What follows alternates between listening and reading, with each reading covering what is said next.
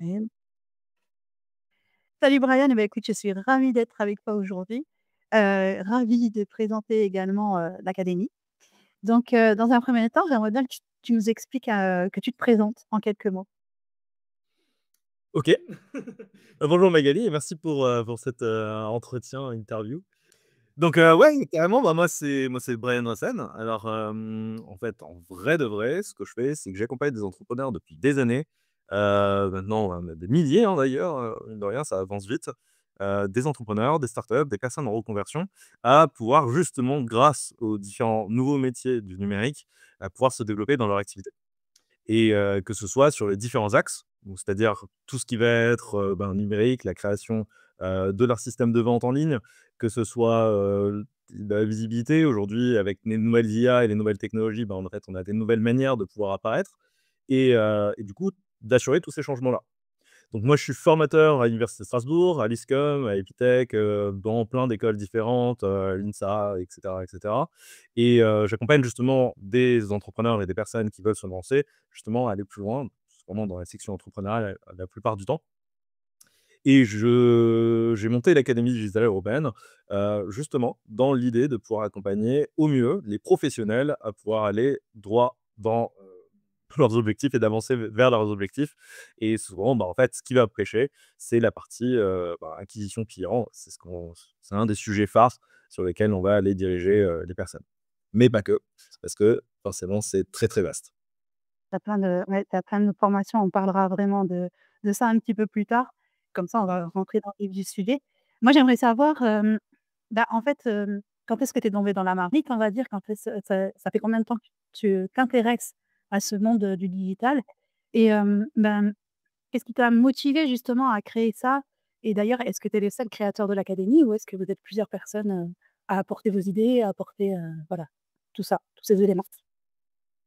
OK. Alors, pour moi, effectivement, je suis tombé dans la marmite, tu l'as bien dit, hein. Mais je suis tombé dans la marmite, assez jeune et du coup, j'étais assez petit pour rentrer bien dedans, c'est dedans. Alors en fait, mes 2 parents ont toujours été entrepreneurs, j'ai toujours connu que ça, en fait et du coup, dès l'âge de mes, dès que j'ai appris à écrire, en fait, hein, et que j'ai appris à lire, j'ai commencé justement à baigner dedans, quoi qu'il arrive.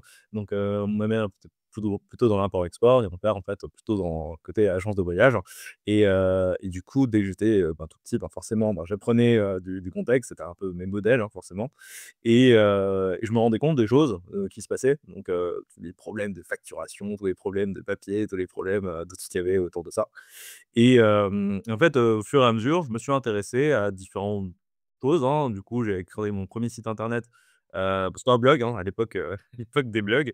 Je devais avoir 8 ans, 9 ans, quelque chose comme ça et du coup, j'avais commencé à créer mon site. C'était un site, tout ce qu'il y a de plus banal, hein, pour un petit et en fait, ça avait commencé à prendre de l'ampleur à ce moment-là, à mes 12 ans. Du coup, j'ai commencé à faire, quelques autres sites un peu plus sérieux et justement, mon père, s'est rendu compte justement que je faisais différentes choses et il s'est dit: «OK, en fait, est-ce que tu veux pas me faire un flyer, par-ci par-là?» Donc j'ai commencé à faire des flyers, des affiches, pour l'agence de voyage.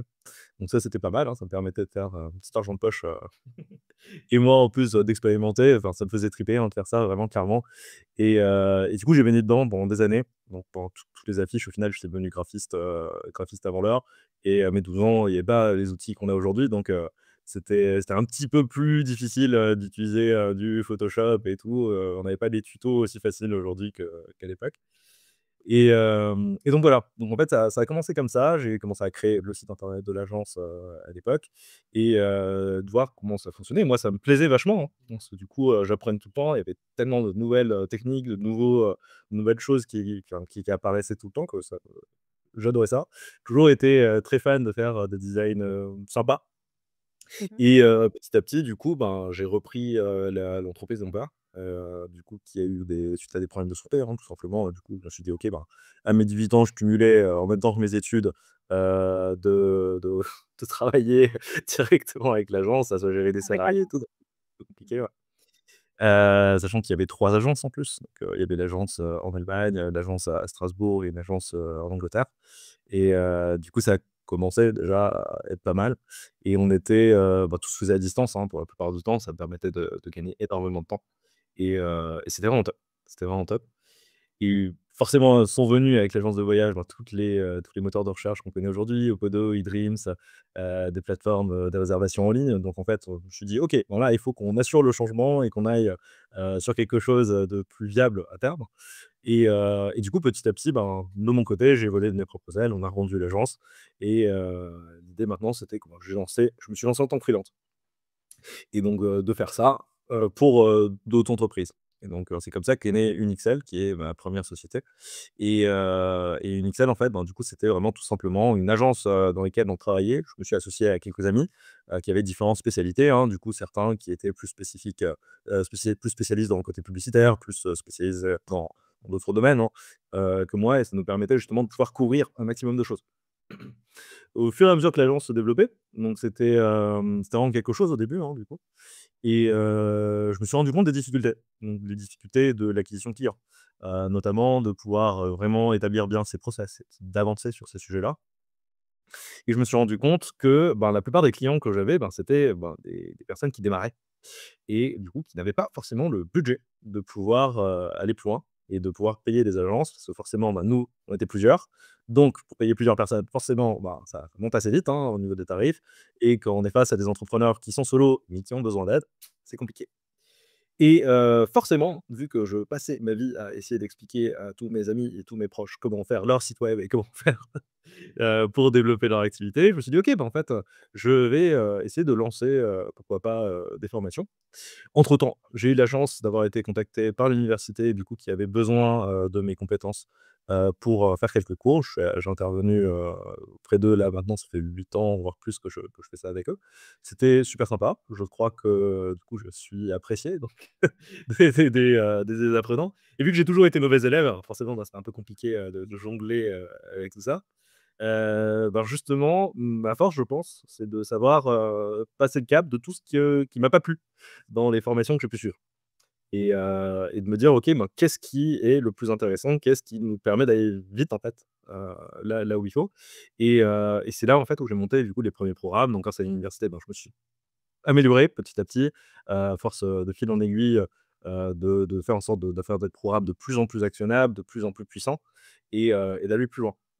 Le problème après, c'est que, ben, l'université reste l'université, les écoles restent les écoles, elles ont des programmes à tenir. Et ces programmes-là, en fait, bridaient, complètement ce que je pouvais voir avec les apprenants. Et eux, ils veulent passer un diplôme. C'est pas forcément, l'important pour moi parce qu'aujourd'hui, ce qui va être important, c'est d'avoir des compétences. Et forcément, les programmes, c'est des programmes académiques, qui sont dirigés du coup par France Compétences, notamment. Et on se rend compte que, du coup, c'est un peu décorrélé de la réalité parce que, ben, les technologies avancent beaucoup plus vite que l'administration. Et d'où, le fait de monter du coup l'académie. Dans un premier temps, hein, si je dois faire de manière la présentation de manière exhaustive, j'ai monté growthhacking.org. Growthhacking.org, qui est une plateforme de formation pour apprendre les techniques d'acquisition client. Donc, d'ailleurs, growth hacking, pour ceux qui ne savent pas, on a growth de croissance et hacking de bricolage. Et l'idée, en fait, c'est de faire, du marketing, de faire de la croissance avec le minimum de ressources possibles. Donc, l'idée, c'est de gagner du temps et de gagner de l'argent et de faire en sorte de pouvoir faire de la communication rapidement avec de l'argent.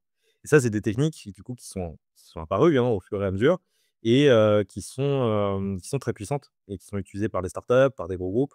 Et je me suis dit: «C'est dommage», parce que ces techniques-là, au final, elles sont utilisables, par tous. Pourquoi se limiter, uniquement des startups?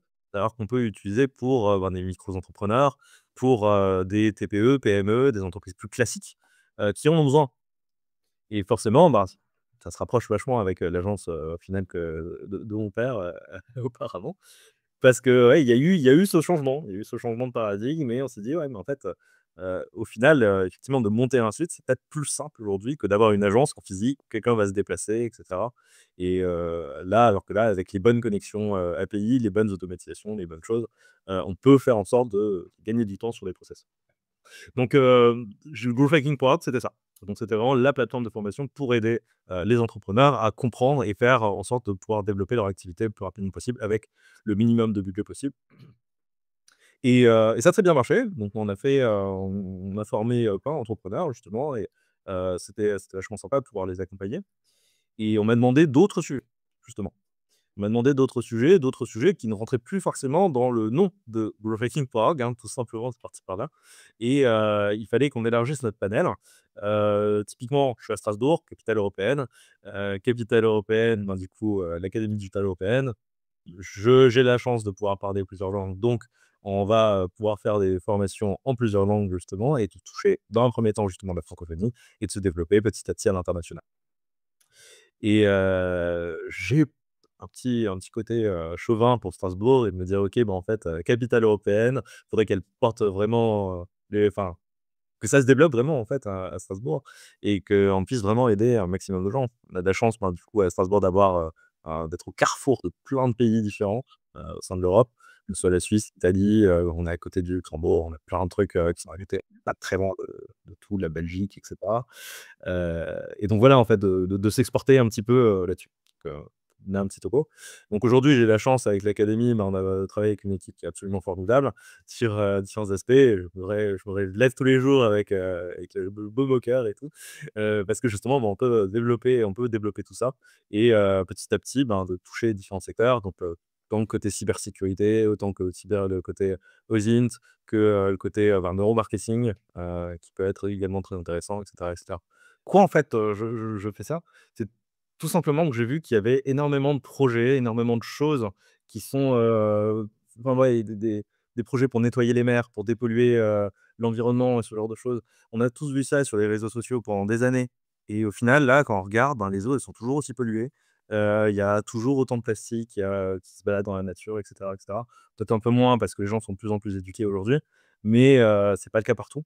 Et tous ces projets qui existent à côté, enfin, j'avais vu des choses là pour récupérer l'énergie, des vagues, ce genre de trucs. Pourquoi ça ne marche pas? Pourquoi ça n'est pas développé? Et tout simplement, en fait, je me rends compte que c'est souvent des personnes qui sont très techniques, qui ont des supers idées, mais qui ne savent pas marketer leurs produits. Et donc super, on voit des vidéos sur les réseaux, mais c'est pas forcément les bonnes personnes qui sont touchées. C'est pas les personnes qui vont investir, c'est pas les entreprises qui vont aller mettre l'argent dedans qui vont être touchées. Et typiquement, grâce à tout ce qu'on fait avec l'académie digitale, toutes les formations, de l'accompagnement, de l'acquisition client, ben, on va pouvoir changer le monde, justement en aidant ces projets à se développer et pouvoir aller plus loin et de pouvoir, ben, améliorer le monde véritablement.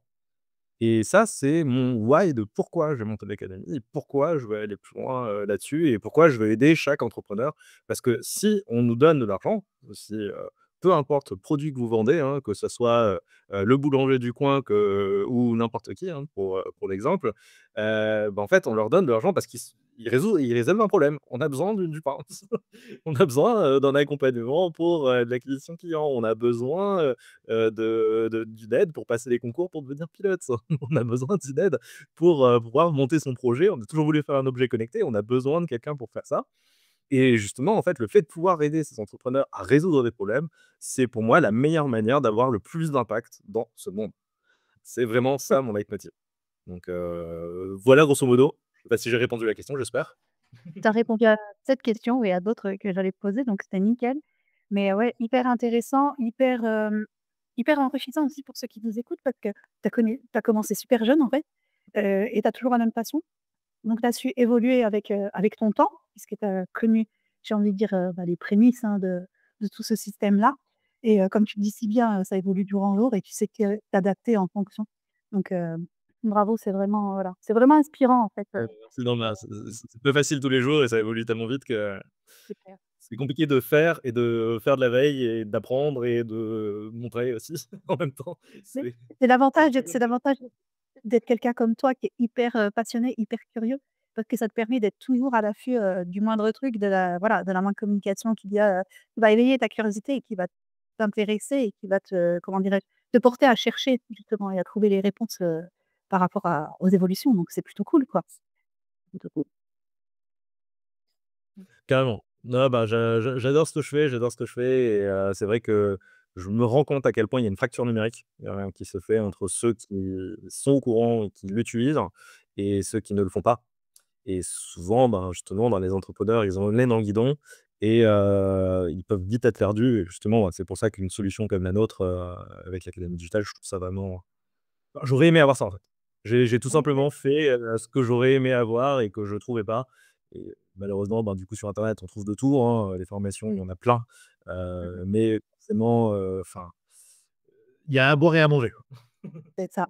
Bah, justement, je voulais te demander si, avec le recul que tu as, parce que bon, tu as commencé à l'âge de 8 ans, donc ça fait un certain nombre d'années, que tu es dans le domaine, mais avec le recul, hem, ta première entreprise, quand tu l'as montée ou quand, même voyant les difficultés que ton papa a eues, hem, ça serait quoi ton plus gros défi ou le plus gros ce que tu aurais aimé vraiment avoir comme conseil ou comme petite astuce pour dire: «Bah, tiens, ouais, je vais faire ça comme ça, parce que ça va me permettre de me démarquer ou ça va me permettre de faire peut-être plus de de visibilité, de chiffres», enfin voilà.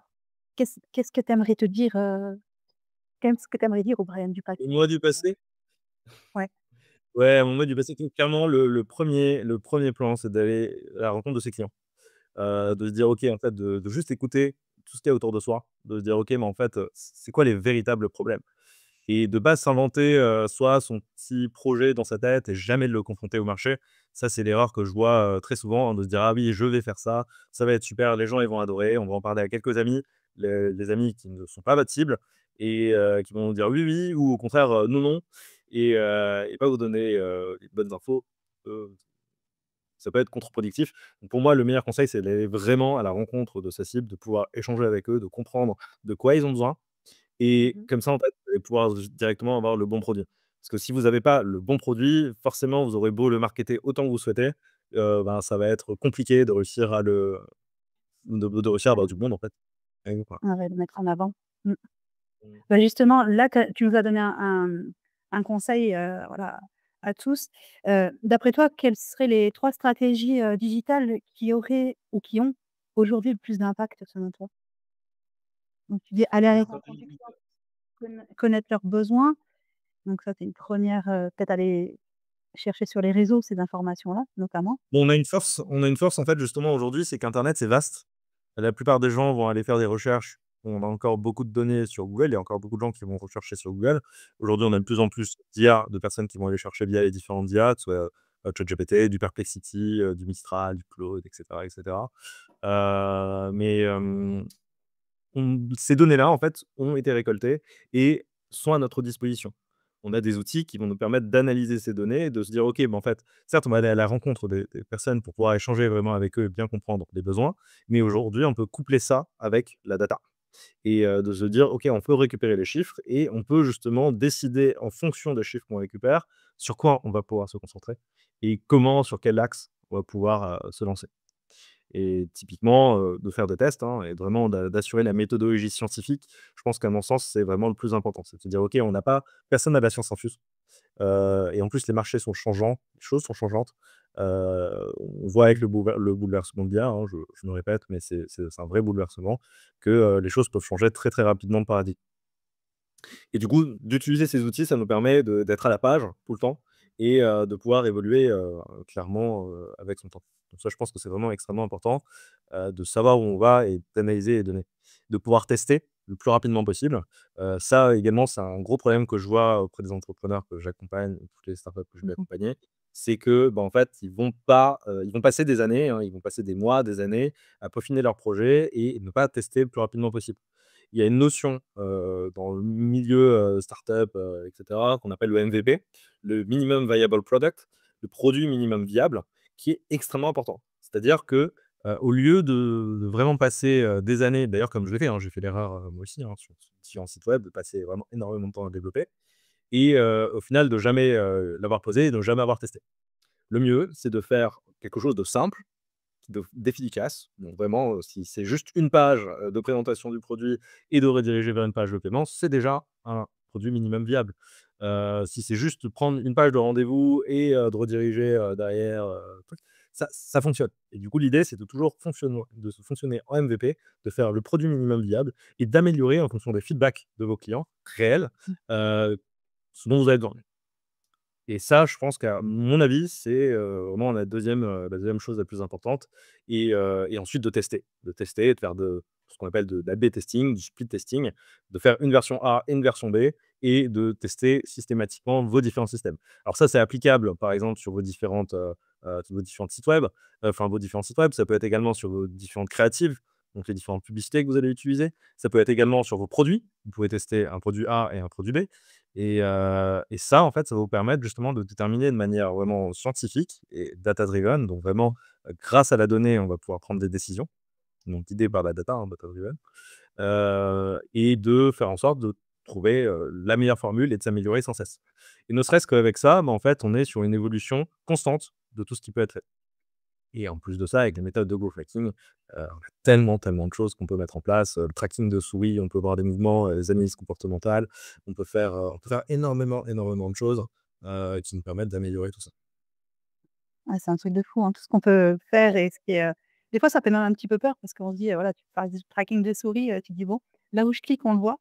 Mais bon, c'est vrai que c'est quand même bénéfique pour l'entrepreneur, en fait, de savoir, quel est l'intérêt, en fait, de Totalement, c'est anonymisé. non. De toute façon, ces systèmes-là, pour être légal, sont anonymisés, donc en fait, il y a aucun problème, du côté RGPD ou donc la réglementation générale sur la protection des données. Il y a aucun souci de ce côté-là, c'est prévu pour. Notamment, si les tracking de souris sont carrément proposés gratuitement, c'est des outils de Microsoft. C'est des outils de Microsoft. Ouais. Donc ça, c'est plutôt cool. Beh, justement, bah, tu as répondu à la question, hein, quelle est la plus grande erreur, que tu vois chez les entrepreneurs? Effectivement, bah, c'est le manque d'analyse peut-être ou le fait, j'ai envie de dire, le manque de légitimité aussi quelquefois peut-être? Parce que comme tu le dis, ils ont plein d'idées, ils ont plein de projets, mais ils osent pas les mettre en avant. Donc le conseil que tu as donné et qui est juste, c'est, OK, tu as une idée, mets-le en place. S'il y a quelque chose à peaufiner, tu fais ensuite, mais le but, d'après ce que tu dis et que je comprends aussi, c'est mets en place, essaye, teste et puis après perfectionne. Donc c'est ce que tu lances comme message aussi, à tes étudiants, donc c'est plutôt cool. Ah totalement, et on peut faire des versions tellement rapidement aujourd'hui avec les différents outils, que ce soit, du Bolt, du Lovable, du Cursor. Enfin, c'est des outils qui juste avec un prompt, avec du langage naturel, hein, on peut demander directement de créer une première version et ça peut être extrêmement intéressant. Ces différents outils même de génération d'images, ce genre de choses, vont nous proposer de faire des maquettes directement de notre site web. Là où avant ça pouvait prendre énormément de temps, bah, en fait, on peut avoir des versions, très, très rapidement de peu importe notre projet, aujourd'hui. Ouais. Bah, justement, par rapport à, bah, aux personnes que tu as accompagnées, hein, aux centaines, aux milliers de personnes que tu as accompagnées, tu as un exemple qui t'a le plus marqué, qui t'a montré que, bah, que les clés que tu proposes pendant les formations, bah, effectivement, ça passe de rien à tout du jour à la nuit, quoi, enfin de la nuit au jour plutôt. Mais voilà, un truc qui t'a vraiment marqué pendant les formations? Un exemple? Un exemple, que je donne souvent, c'était, ben, un de mes premiers clients qui est aussi mon cousin. Et typiquement, bah, en fait, là, j'avais juste démarré, c'était une conversation que j'avais avec lui et il m'expliquait que lui, il voulait lancer un programme de formation d'ailleurs où il voulait aider les personnes à devenir pilotes d'avion. Et lui-même, en fait, était pilote à ce moment-là et que, bah, en fait, ça ne marche pas. Enfin, il était content, hein, parce qu'il faisait de temps en temps, 1 fois par an ou 2 fois par an, il avait un client à 150 € qu'il accompagnait, dans ce projet, et en fait, comme il disait ça, je me disais: «Mince, mais en fait, il y a moyen d'aller plus loin. Il y a moyen de se développer, il y a moyen de faire quelque chose. Qu'est-ce qu'il a comme action en place?» Bah, là, il me disait qu'il allait sur les réseaux, il postait quelques messages et il attendait que ça vienne. Et concrètement, c'était ça. Il allait dans des groupes Facebook, sur Instagram, il faisait quelques posts, mais super, en fait, il avait pas du tout de traction. Et en fait, je lui ai juste montré, donc là, ça nous a suffi en 2 heures, hein. Je lui ai montré rapidement comment faire une petite page, sur WordPress et on l'a créé ensemble. Pendant qu'on se prenait une petite bière ensemble, c'était super sympa. Et du coup, bah, en fait, il a fait sa première version de son site. Il a fait sa première version de son site. Je lui ai montré également comment analyser justement les données, qu'il y avait en place, donc qu'est-ce qui était, les recherches. Et en fait, en quelques mois, vraiment, il a appliqué. Vraiment, il a appliqué tout bêtement, ce qu'on avait vu ce soir-là. Et justement, il a fait, son premier site web. Il a détecté, les mots-clés les plus intéressants pour lui, hein. Il s'agissait d'un concours du coup, qui était intéressant pour lui. Et il est remonté sur Google, sur, juste ce mot-clé-là. Je lui ai montré, directement comment écrire des articles, ce genre de trucs. Il avait fait des trucs très basiques, hein, on parlait de tout petits articles et tout, mais ça suffisait dans sa niche, pour, remonter, dans le top 3 des résultats Google. Et dans le top 3 des résultats Google, ben, il a commencé à avoir ses premiers clients, vraiment régulièrement, à un point où il n'arrivait plus à suivre. Donc il a été obligé d'augmenter ses prix et il est passé, petit à petit des 150 € à 300 € à 400 et quelques, puis 1 000. Quand il a passé la barre de 1 000, bah, il est devenu fou parce qu'il s'est dit: «Mince, mais en fait, je suis pilote, mais je commence à gagner plus qu'avec mon métier». Ouais, bah, là, et heu et du coup, en fait, lui, son rêve, c'était de devenir pilote de ligne depuis tout petit, hein, d'ailleurs, on avait grandi ensemble, c'était vraiment son rêve. Et en fait, ben, petit à petit, il a vraiment eu des très, très, très bons résultats. Il est monté, donc là, il a dû monter ses prix, hein. Il est passé à 1 mmh, 000-2 000, puis 3 000 € par session, enfin pour accompagner, des personnes. Et au final, bah, en fait, à un moment, on a voulu le prendre, du coup, chez une grosse compagnie aérienne, du coup, que je ne veux pas nommer. Mais, mais au final, ce qui s'est passé, c'est qu'il a recruté le RH de la compagnie aérienne en question. Et donc ça, c'était vraiment le petit fun fact, vraiment génial, où au final, il a embauché la personne chez qui il rêvait d'être embauché, ouais, derrière pour son propre projet. Il a pu développer le truc et donc désormais maintenant, ben, il est pilote de ligne, mais il le fait pour le fun. Il le fait plus pour, travailler, il le fait parce qu'il aime ça, en fait. Il a toujours voulu faire ça et du coup, c'est son rêve et maintenant c'est fait. Et donc là, il intervient avec Thomas Pesquet, notamment là. Et c'est en cours de préparation, je sais même pas si j'ai le droit de le dire. Mais mais oui, c'est bien, ça a bien évolué. Donc typiquement quelqu'un qui est motivé, qui donne, le truc, qui a trouvé sa niche, qui est vraiment dans son cœur de métier et qui est dans sa passion, en fait. Je pense que la passion m'aide, c'est vraiment le plus important. Ce fameux ikigai, hein, son équilibre, le concept japonais, là, renseignerai pour ceux qui ne connaissent pas. C'est extrêmement important et si vous êtes aligné dans tout ça, vous allez de toute façon avancer dans vos projets. C'est, petit fun fact, je c'est vois. peut-être une, ouais, je trouvais ça extrêmement beau. On a aussi le deuxième exemple, hein, que je donne, souvent, de Julien, si jamais, il est là, qui a suivi carrément la formation chez nous 2 fois, donc c'était déjà un peu plus tard. Mais, lui, il faisait des prototypes, d'IoT, c'est des prototypes en objets connectés. Et c'est un génie dans ce qu'il fait, hein, il est très, très bon dans ce qu'il fait. Et le truc, c'est que, bah, il avait beau avoir, un doctorat dans le milieu, ça sert pas à grand chose de pas avoir de clients derrière, quoi. Ça recrute pas forcément dans le métier et tout, c'est, un peu compliqué, c'est tellement niche au final que c'est compliqué. Et au final, bah, il a remonté tout simplement pareil avec les mêmes techniques, sur Google. Et là, il a commencé, à avoir ses premiers clients.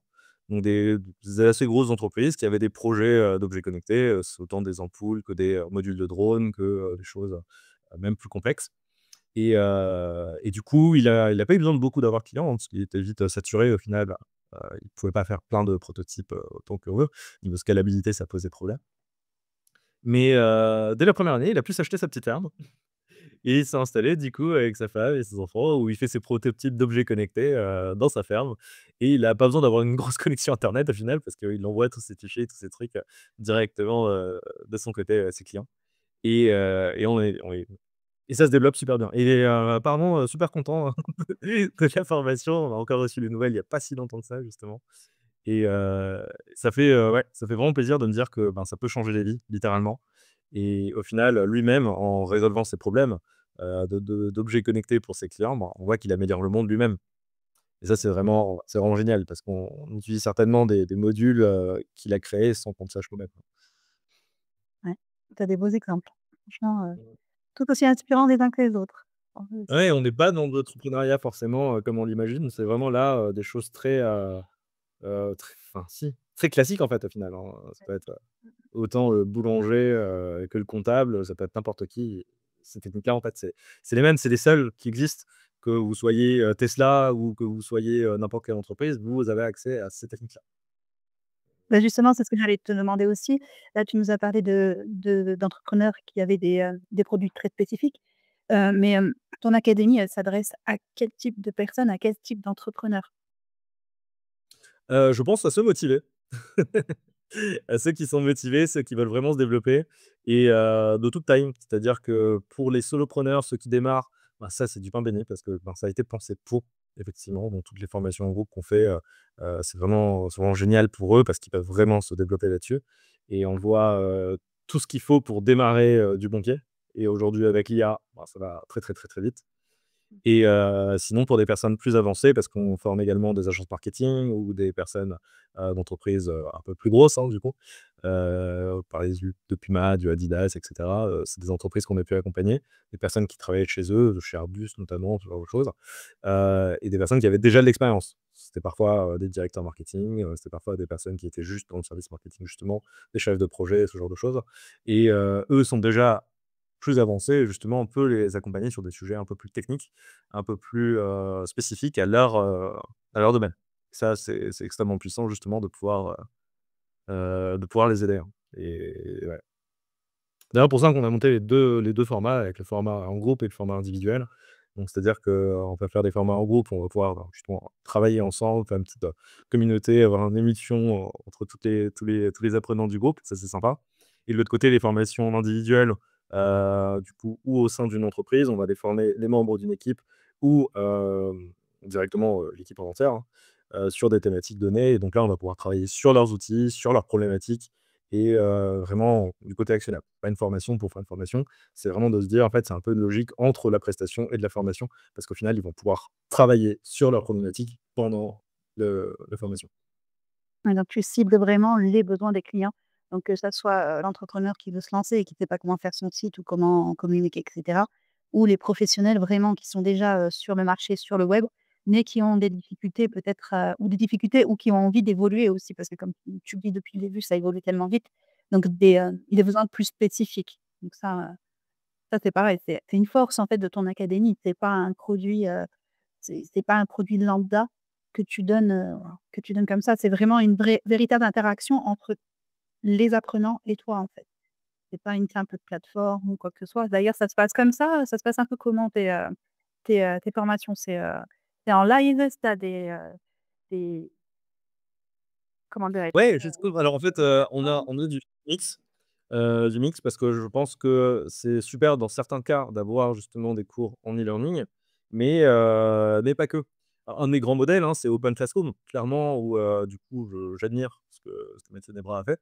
Et l'idée, c'était d'aller les accompagner sur les autres sujets, donc pas forcément code développement, ce genre de choses, mais vraiment de les accompagner sur des thématiques, très, très, très, très spécifiques.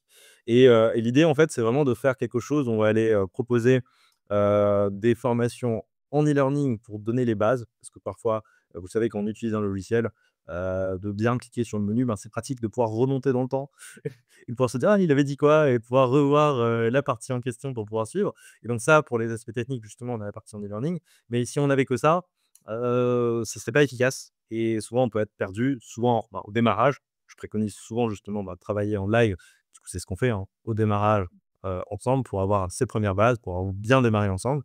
Ensuite, de pouvoir, suivre les formations, ça des vidéos, des ressources, hein, parce qu'il y a énormément de choses déjà qui sont sur le net. Alors pourquoi passer du temps justement à travailler dessus alors qu'il y a déjà des ressources qui sont très bien faites? Du coup, on va pouvoir rediriger vers, certaines ressources, et de reprendre directement des rendez-vous dessus. Donc en fait, sur les formats en groupe, c'est souvent, donc, par exemple 2 jours par semaine, où on va avoir une session alternée, où on va montrer, l'aspect théorique, vraiment faire de l'exploration de qu'est-ce qu'il en est. Et ensuite, dans une deuxième partie, de vraiment travailler en atelier via un partage d'écran directement, où les personnes peuvent montrer leur écran, donc leurs soucis techniques, toutes les problématiques qu'on peut avoir sur chaque ordinateur. Chaque PC est différent, et justement de là, pouvoir accompagner la personne à faire elle-même. Et cette approche entre pratique vraiment et théorique, ben, je la trouve vraiment puissante, et c'est vraiment ce qui va nous apprendre à apprendre. Ouais. Bah, Et tu l'as dit toi-même, pardon, excuse, vas-y. ah, et dans les sessions individuelles, on est sur le même modèle où justement on va pouvoir, s'intéresser aux problématiques des personnes avec leur logiciel, leurs outils, vraiment les problèmes qu'ils peuvent avoir, et ensuite d'alterner et de les rediriger justement vers des ressources pour aller plus loin sur des thématiques, justement pour qu'ils puissent gagner du temps. Et ça, faire du blended learning, donc vraiment de faire, 2 formats différents, voire 3 formats différents. Ouais. Non, mais tu as tout bien pensé, en fait, tu t'es vraiment mis bah, je pense aussi que ton vécu a fait que tu t'es mis des 2 côtés, en fait. Côté entrepreneur, côté aussi, bah, tu avais le recul avec, bah, avec ce que tu as vécu, avec ton papa et avec d'autres entrepreneurs également. Donc ça, c'est plutôt cool et comme tu me dis maintenant, il y a beaucoup de contenu gratuit, sur YouTube, sur certaines plateformes et cetera. Hem, donc toi, tu dirais quoi à quelqu'un qui hésite à rejoindre, bah, la formation, à rejoindre l'académie, bah, justement qui peut te dire: «Bah, ouais, bah, ça j'ai appris à le faire, via YouTube». C'est quoi le petit truc en plus de l'académie qui va faire que, bah, qui va booster leur carrière en fait, booster leur chiffre d'affaires? Mmh. Bah, au contraire, quelqu'un qui est prêt à suivre des formations là sur YouTube ou autres plateformes justement pour se donner, moi je les encourage à venir chez nous parce que justement c'est de grande force. s'ils sont capables d'apprendre seuls, vous imaginez ce qu'ils peuvent faire s'ils sont accompagnés? Ça peut être vraiment dingue et aujourd'hui, le problème, c'est que, ben, il y a trop d'informations et vous allez avoir tout et son contraire. Ne serait-ce que si vous vous renseignez sur la thématique du growth hacking et de savoir qu'est-ce que c'est, bon courage. C'est vraiment très compliqué de savoir, de vraiment de savoir ce que c'est et l'idée, c'est vraiment, ben, là, quand on est accompagné, c'est que, on a une structure qui va nous permettre d'avancer. Parfois, il y a aussi une motivation intrinsèque, hein, de se dire: «OK, ben, en fait, le fait d'être suivi, ça va nous permettre d'avancer véritablement sur nos projets» parce qu'on peut avoir le nez, dans le guidon et avancer sur des choses qui potentiellement, bah, en fait, ne sont pas si importantes que ça et on peut perdre du temps de ce côté-là. Alors que si on est accompagné, justement, on va pouvoir être structuré, on va pouvoir avancer, ne plus être perdu ou ne pas passer à sa vie à trouver le bon tuto. Et ça, je pense qu'on est tous passés par là, je pense que toi aussi également. Ouais. On te dira: «Tiens, il y a tout sur YouTube, bah, ouais, forcément, je vais pas payer un truc» et du coup, tu vas aller chercher, mais au final, tu passes des semaines à chercher ta solution jusqu'à ce que tu trouves la vidéo, au final, qui est expliquée, dans une langue, un peu inconnue avec un micro un peu pourri et heu et le mec, il te l'explique et tu dis: «Ah enfin, c'était ça! Ah mais c'était si simple, pourquoi on l'a pas dit avant?» Bah ça, malheureusement, il y a pas trop de solutions. J'ai pas trop trouvé de solutions, à part justement le fait d'avoir quelqu'un, un interlocuteur qui comprenne ce qu'on veut dire. Et ça, combiné aujourd'hui avec les différents outils IA, c'est monstrueux. C'est monstrueux ce qu'on peut faire.